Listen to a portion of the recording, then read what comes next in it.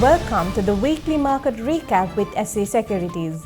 Let's take a look at some of the latest developments in the Sri Lankan economy and financial markets. The outlook for Sri Lanka's banking sector in 2025 is expected to improve according to Fitch Ratings. This comes as part of a broader trend across the Asia-Pacific region where operating conditions are projected to remain largely stable this year. However, Fitch has also highlighted a significant risk, the potential impact of rising US tariffs. While the outlook is generally positive, a surge in trade tensions, especially involving the United States, could alter this view for some markets in the region. Fitch explained that the effects of any new tariffs will depend on several factors. These include how the tariffs affect local economies, bank exposures to vulnerable sectors, and the likelihood of shifts in fiscal or monetary policy in response. Alongside Sri Lanka, Vietnam is also listed under the improving category for emerging market banking sectors, but there's a caveat. If the fallout from the US tariff hikes proves more damaging than expected, Vietnam's outlook could be revised down to neutral. This is especially relevant as Vietnam has the highest export exposure to the US of any APEC economy. Meanwhile, other regional banking sectors, including those in India, Indonesia, Malaysia, Mongolia, the Philippines, and Thailand, are holding steady under a neutral outlook. China, however, has been downgraded to deteriorating following fresh US tariff hikes that are expected to squeeze profitability. Fitch notes that Chinese government measures aimed at supporting economic growth could keep pressure on bank profits. Hong Kong's banks are also flagged with non-performing loans projected to rise in 2025, largely due to ongoing issues in the property sector. Both markets are expected to face weaker loan demand compared to historical norms. In a high tariff scenario, banks in export-heavy economies could see a decline in profitability and asset quality. Fitch adds that policy interest rates might be cut faster than anticipated, which could narrow net interest margins across many markets.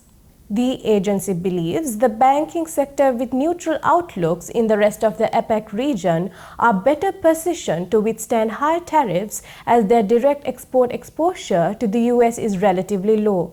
For instance, if China's economic growth slows further, it could dampen demand for exports from neighboring economies. Fitch concludes that while most APEC markets show resilience, the ongoing uncertainty around US trade policy continues to cast a shadow over regional banking stability. According to the Sri Lanka Tourism Development Authority, tourists' arrival rose by 23% year-on-year compared to the same period in 2024.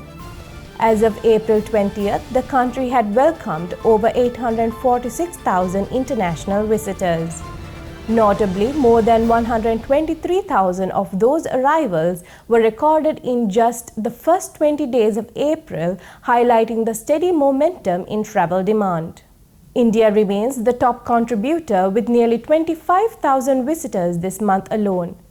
The United Kingdom followed with just over 14,000, while Russia and Germany brought in around 11,000 and 9,000 tourists, respectively.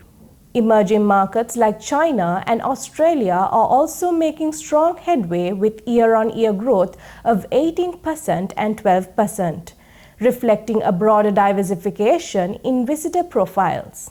Tourism earnings tell a similarly upbeat story.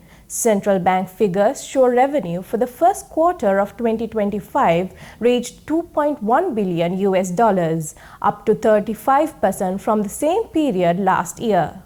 Industry experts attribute the surge to increased air connectivity, including new international flight routes and more relaxed travel policies. Among them, the ongoing 30-day free visa program for travelers from India, China, and 46 other countries. With arrivals on a steady incline, officials believe the sector is on track to not only match but possibly exceed the 2018 peak of 2.5 million tourists. offering a significant boost to one of Sri Lanka's most vital economic pillars. The revised World Economic Outlook, compiled with just 10 days of President Trump's announcement on sweeping tariffs, now pegs global growth at 2.8% for 2025, down half a percentage point from the earliest forecast. The projection for 2026 has also been trimmed to 3% compared to the 3.3% expected in January.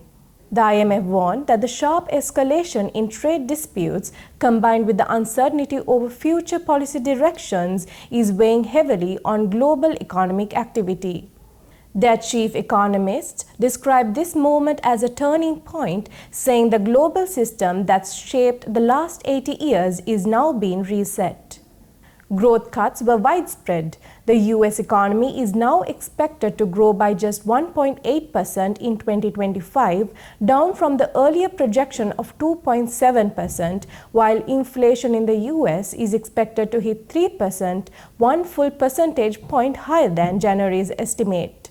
The IMF also raised concern that trade-included inflation would decline more slowly than expected, projecting 4.3% in 2025 and 3.6% in 2026 globally.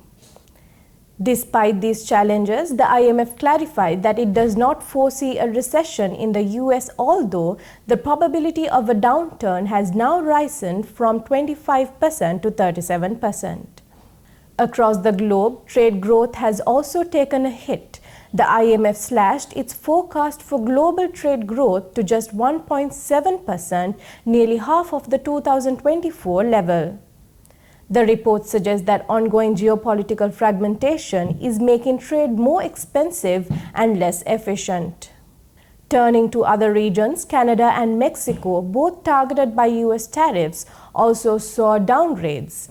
Mexico, in particular, is now expected to contract by 0.3% in 2025, a stark revision from its earlier projected growth of 1.4%. Growth in the euro area is now forecast at 0.8% in 2025, while Germany is expected to record zero growth next year. Spain, however, bucks the trend with a slight upward revision to 2.5% thanks to stronger domestic data. The UK is projected to grow by 1.1% in 2025, dragged down by higher borrowing costs and weak consumption. Asia, too, is under pressure. The IMF cut China's growth outlook to 4% for both 2025 and 2026, citing the impact of US tariffs, estimated to reduce growth by over a percentage point.